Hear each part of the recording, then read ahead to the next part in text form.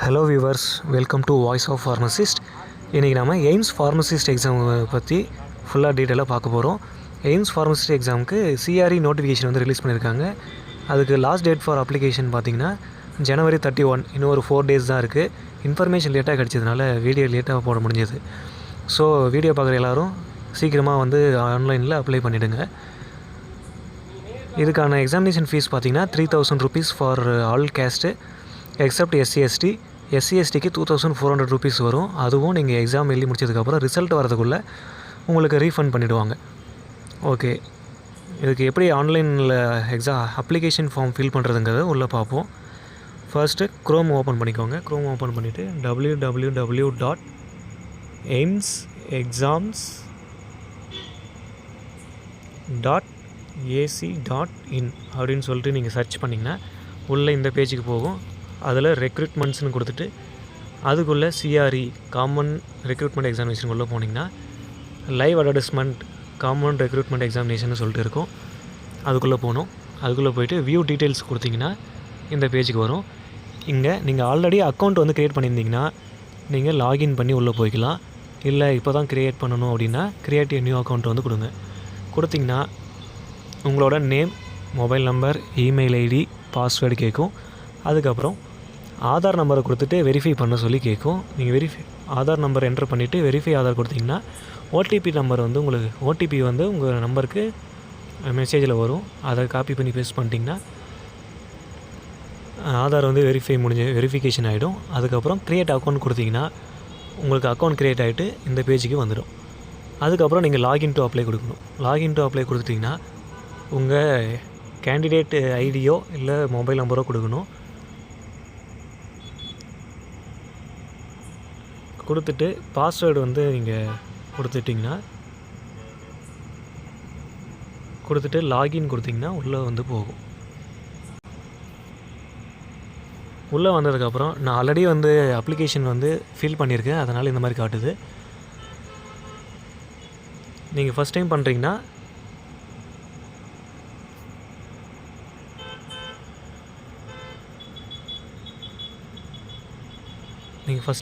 இந்த பேசிக் டீட்டெயில்ஸ்லேருந்து தான் முதல்ல உங்களுக்கு வரும். நீங்கள் எந்த எக்ஸாமுக்கு வந்து அப்ளை பண்ண போகிறீங்க அப்படிங்கிறத இந்த பேசிக் டீட்டெயில்ஸில் ஃபில் பண்ணணும். போஸ்ட் அப்ளைட் ஃபார் அதில் போய்ட்டு நீங்கள் இந்த ஃபார்மா கெமிஸ்ட், கெமிக்கல் எக்ஸாமினர் அப்படின்னு சொல்லிட்டு லென்த்தியாக ஒன்று இருக்கும். அதை நீங்கள் செலக்ட் பண்ணிங்கன்னா கீழே இந்த சப் போஸ்ட் என்னென்ன போஸ்ட் வந்து வேக்கன்சி இருக்குது, என்னென்ன குவாலிஃபிகேஷன், என்னென்ன ஏஜ் க்ரைட்டீரியா அதெல்லாம் சொல்லிட்டு உங்களுக்கு ஆட்டோமேட்டிக்காக கீழே வரும். அதில் வந்தீங்கன்னா இப்போ இதில் பார்த்தீங்கன்னா டிஸ்பென்சிங் அட்டெண்டன்ஸ், இதில் பார்த்தீங்கன்னா டிப்ளமோ இன் ஃபார்மசிக்கு மட்டும்தான் வேக்கன்ட் இருக்குது. அதுவும் ஃபார்மசி கவுன்சிலில் வந்து ரெஜிஸ்டர் பண்ணியிருக்கணும். ஏஜ் வந்து 21 to 27. அதே மாதிரி pharma chemist R chemical examiner அதுக்கும் அதே மாதிரி தான். வித் எக்ஸ்பீரியன்ஸ் வந்து இதில் கேட்டிருக்காங்க. தென் ஃபார்மசிஸ்ட்டு பிலாஸ்பூரில் பார்த்திங்கன்னா டிப்ளமா இன் ஃபார்மசிக்கு வேக்கன்ட் இருக்குது. தென் எக்ஸ்பீரியன்ஸும் கேட்டிருக்காங்க. ஏஜ் வந்து சேம் அதே 21 to 27 தான். அப்படியே பார்த்திங்கன்னா கீழே நம்ம பிஃபார்ம் பொறுத்த வரைக்கும் இந்த நியூ டெல்லியில் இருக்கக்கூடிய எய்ம்ஸ்க்கு மட்டும்தான் பிஃபார்ம் ஸ்டூடெண்ட்ஸுக்கு வேக்கன்சி இருக்குது. இதில் கொடுத்துருப்பாங்க பாருங்கள் கீழே, degree in pharmacy from A recognised institution R university அப்படின்னு சொல்லியிருப்பாங்க. வித் எக்ஸ்பீரியன்ஸும் வந்து கேட்டிருக்காங்க. இதில் ஏஜ் பார்த்திங்கன்னா 18 to 30 years வரைக்கும் இருக்குது. ஆல்ரெடி எய்ம்ஸில் ஒர்க் பண்ணுறவங்களா இருந்தால் அவங்களுக்கு 40 years வரைக்கும் ஏஜ் ரிலாக்ஸேஷன் இருக்குது. அதுக்கு கீழே பார்த்திங்கன்னா pharmacist central armed police force institute of medical science, அதில் பார்த்திங்கன்னா அதுக்கும் வந்து பிஃபார்ம் ஸ்டூடெண்ட்ஸ் எலிஜிபிள் தான். டிஃபார்ம் ஸ்டூடெண்ட்ஸ் வந்து டிஃபால்ட்டாக எல்லா எய்ம்ஸ் ஹாஸ்பிட்டலுக்குமே எலிஜிபிள் தான். வித்து அந்த ஃபார்மசி கவுன்சிலில் ரெஜிஸ்டர் பண்ணியிருக்கணும்.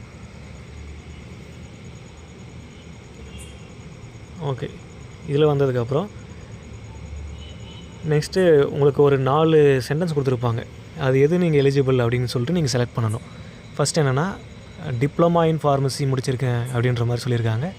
தென் அதை வந்து நான் ஃபார்மசி கவுன்சிலில் ரெஜிஸ்டர் பண்ணியாச்சு அப்படின்னு சொல்லிட்டு ஃபஸ்ட் ஆப்ஷன் கொடுத்துருக்காங்க. செகண்ட் ஆப்ஷனில் பார்த்திங்கன்னா 10+2 10th +2 படிச்சிருக்காங்க, அதாவது +2 படிச்சிருக்காங்க with 2 years diploma in pharmacy. 12th முடிச்சுட்டு டிப்ளமா இன் ஃபார்மசி முடிச்சிருக்காங்க, ஃபார்மசி கவுன்சில்லையும் ரெஜிஸ்டர் பண்ணியிருக்காங்க. அது 2வது ஆப்ஷன். 3வது ஆப்ஷனில் degree in pharmacy from A recognised institution, அதாவது பிஃபார்ம் முடிச்சிருக்கணும், கூடவே ஃபார்மசி கவுன்சிலில் ரெஜிஸ்டர் பண்ணியிருக்கணும். இது 3வது ஆப்ஷன். 4வது வந்து senior secondary with diploma in pharmacy அப்படின்னு சொல்லிட்டு கொடுத்துருக்காங்க. இதில் நீங்கள் எது எலிஜிபிள், டிஃபார்ம் ஸ்டூடெண்ட்ஸாக இருந்தால் நீங்கள் ஃபஸ்ட்டு 2மே வந்து நீங்கள் செலக்ட் பண்ணலாம். பிஃபார்ம் ஸ்டூடெண்ட்ஸாக இருந்தால் அந்த 3rd மட்டும்தான் செலக்ட் பண்ணியிருக்கணும். ஃபார்மசி கவுன்சிலில் ரெஜிஸ்டர் பண்ணியிருக்கணும். இது 3வது ஆப்ஷன். 4வது வந்து senior secondary with diploma in pharmacy அப்படின்னு சொல்லிட்டு கொடுத்துருக்காங்க. இதில் நீங்கள் எது எலிஜிபிள், டிஃபார்ம் ஸ்டூடெண்ட்ஸாக இருந்தால் நீங்கள் ஃபஸ்ட்டு 2மே வந்து நீங்கள் செலக்ட் பண்ணலாம். பிஃபார்ம் ஸ்டூடெண்ட்ஸாக இருந்தால் அந்த 3rd மட்டும்தான் செலக்ட் பண்ணியிருக்கணும். ஓகே, அது செலக்ட் பண்ணிட்டு உங்கள் அப்பா நேம், மதர் நேம் 2 பேரையும் டைப் பண்ணிவிட்டு தென் ஜெண்டர் கேட்டிருப்பாங்க, ஜெண்டர் போட்டு தென் கேட்டகரியாக பிடபிள்யூபிடியா அப்படின்னு கேட்டிருக்காங்க, அதாவது பெஞ்ச்மார்க் டிசபிலிட்டி ஏதாவது இருக்கா அப்படின்னு சொல்லிட்டு கேட்டிருப்பாங்க. இருந்தால் எஸ், இல்லை நோ கொடுத்துருங்க. தென் கேஸ்ட்டு வந்து கேட்டிருப்பாங்க, என்ன கேஸ்ட்டோ அது கொடுத்துட்டு நேஷ்னாலிட்டி, டொமிசில் அதாவது நேட்டிவ் ஸ்டேட் என்ன, ID proof, Aadhaar, PAN card அந்த மாதிரி எதுனாலும் நீங்கள் செலக்ட் பண்ணிக்கலாம். செலக்ட் பண்ணிக்கிட்டு அது ஆதார் இருந்தால் ஆதார் நம்பர், பேன் இருந்தால் பேன் நம்பர் கொடுத்துட்டு கீழே எக்ஸ் சர்வீஸ் மேனா அப்படின்னு கேட்டிருக்காங்க. இல்லை ஆல்ரெடி கவர்மெண்ட் சர்வெண்ட்டா, இல்லை எய்ம்ஸில் ஆல்ரெடி ஒர்க் பண்ணிகிட்ருக்கீங்களா, இல்லை மேரிட்டல் ஸ்டேட்டஸ் என்ன, ஜம்மு காஷ்மீர் ஸ்டேட்டில் வசிச்சிட்ருக்கீங்களா, அப்புறம் ஆர்ம்டு ஃபோர்ஸஸில் ஆல்ரெடி ஒர்க் பண்ணியிருக்கீங்களா, அந்த மாதிரி நிறைய கொஷின்ஸ் வந்து கேட்டிருப்பாங்க. அது எஸ்ஆர் நோவான்னு சொல்லிட்டு செலக்ட் பண்ணிவிட்டு கீழே டேட் ஆஃப் பர்த் வந்து கொடுத்துருப்பாங்க, அதை ஃபில் பண்ணிவிடுங்க. ஃபில் பண்ணிவிட்டு ஆல்டர்னேட் மொபைல் நம்பர் இருந்தால் அதை கொடுத்துட்டு பர்மனெண்ட் அட்ரஸ் வந்து நீங்கள் கொடுக்கணும். பர்மனெண்ட் அட்ரஸில் உங்களோட கண்ட்ரி என்ன, ஸ்டேட்டு, சிட்டி என்ன, பின்கோடு இதெல்லாம் கேட்கும். அப்புறம் ஃபுல் டீட்டெயில்டு அட்ரஸ் வந்து கீழே நீங்கள் டைப் பண்ணுற மாதிரி இருக்கும். அதே தான் போஸ்டல் அட்ரஸ்க்கும் நீங்கள் அந்த கீழே click here if postal address same as field in permanent address அப்படின்னு அதை டிக் கொடுத்துட்டிங்கன்னா அது ஆட்டோமேட்டிக்காக போஸ்டல் அட்ரஸில் வந்துடும். தென் சேவ் வந்து நெக்ஸ்ட்டு கொடுத்துட்டிங்கன்னா இந்த மாதிரி please check the eligibility criteria அப்படின்னு சொல்லி இருக்கும், அது கன்ஃபார்ம் கொடுத்துட்டிங்கன்னா நெக்ஸ்ட் பேஜுக்கு போகும். அதில் பார்த்தீங்கன்னா நேம் ஆஃப் டிகிரி, இதை வந்து நீங்கள் பிஃபார்மா டிஃபார்மா அது கொடுக்கணும். கொடுத்துட்டு சப்ஜெக்ட்டு, அதாவது டிகிரி என்ன, அது என்ன டிகிரி, அதாவது ஃபார்மசி அப்படின்னு சொல்லிட்டு நீங்கள் இது கொடுக்கணும். அதுக்கப்புறம் பார்த்தீங்கன்னா என்ன யூனிவர்சிட்டியில் முடிச்சிங்க. இப்போ எம்ஜிஆர் மெடிக்கல் யூனிவர்சிட்டினா அது Tamil Nadu doctor MGR medical university அப்படின்னு சொல்லிட்டு கொடுங்க. பிளேஸ் ஆஃப் யூனிவர்சிட்டி சென்னை கொடுத்துருங்க. டேட் ஆஃப் பாசிங் எப்போ முடிச்சிங்களோ அந்த டேட்டை வந்து அதில் கொடுங்க.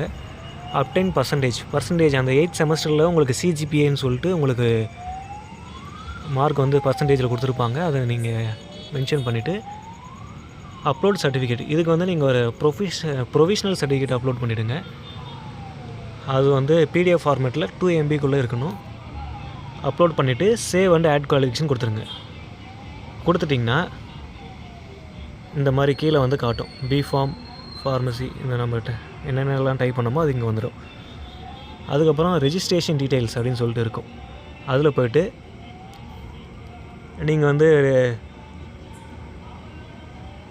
ரெஜிஸ்ட்ரேஷன் பண்ணியிருக்கீங்களா அப்படின்னு சொல்லிட்டு கேட்கும், எஸ் கொடுத்துருங்க. அதுக்கப்புறம் என்னவா ரெஜிஸ்டர் பண்ணியிருக்கீங்க, ஃபார்மசிஸ்ட்டா அது கொடுத்துட்டு ரெஜிஸ்ட்ரேஷன் நம்பர் என்ன அது கொடுத்துட்டு ஸ்டேட் என்ன, டேட் ஆஃப் ரெஜிஸ்ட்ரேஷன் என்ன, ரெஜிஸ்ட்ரேஷன் அத்தாரிட்டி யார் அதெல்லாம் கொடுத்துட்டு அப்லோட் சர்டிஃபிகேட் கொடுத்துட்டிங்கன்னா அப்லோட் சர்டிஃபிகேட்டில் ரெஜிஸ்ட்ரேஷன் சர்டிஃபிகேட் வந்து நீங்கள் கொடுக்கணும். கொடுத்துட்டு சேவ் நெக்ஸ்ட் கொடுத்தீங்கன்னா இந்த மாதிரி கேட்கும், அதில் கன்ஃபார்ம் கொடுங்க. கொடுத்துட்டு எக்ஸ்பீரியன்ஸ் டீட்டெயில்ஸ் கேட்கும், எக்ஸ்பீரியன்ஸ் இருந்தால் எக்ஸ்பீரியன்ஸ் கொடுங்க, இல்லைன்னா இல்லைன்னு கொடுங்க. தென் கன்ஃபார்ம் கொடுத்துட்டு இங்கே வந்தீங்கன்னா இது எக்ஸாமினேஷன் ஸ்டேட் சாய்ஸ் பண்ணுறது. ப்ரிஃபர்ட் ஸ்டேட் பார்த்திங்கன்னா தமிழ்நாடு, நான் இது தமிழ்நாடு கொடுத்துருக்கேன், நீங்கள் எதனாலே கொடுத்துக்கலாம். ஃபஸ்ட் ப்ரிஃபரன்ஸ் வந்து எப்பயுமே ஃபஸ்ட்டு கன்சிடர் பண்ணுவாங்க. தென் 4 ப்ரிஃபர்ட் ஸ்டேட் கேட்டிருக்காங்க, உங்களுக்கு எது வந்து ப்ரிஃபரன்ஸாக இருக்கோ அதை ஃபஸ்ட்டு கொடுத்துட்டு ப்ரிஃபரன்ஸ் ஆர்டரில் 1 2 3 4 4 ஆப்ஷன் வந்து கொடுத்துருங்க. தென் சேவ் அண்ட் நெக்ஸ்ட் கொடுத்துட்டிங்கன்னா அடுத்த பேஜுக்கு வரும். இங்கே வந்து நீங்கள் ஆன்லைனில் பேமெண்ட் பண்ணுற மாதிரி இருக்கும்.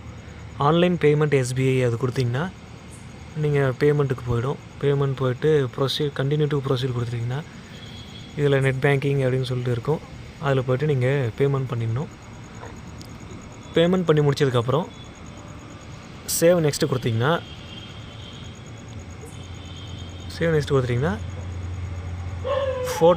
ஃபோட்டோ சிக்னேச்சர் அப்லோட் பண்ணுற மாதிரி வரும். அதை நீங்கள் பேமெண்ட் பண்ணதுக்கப்புறம் நீங்கள் கொடுத்துக்கோங்க. அவ்வளோதான்.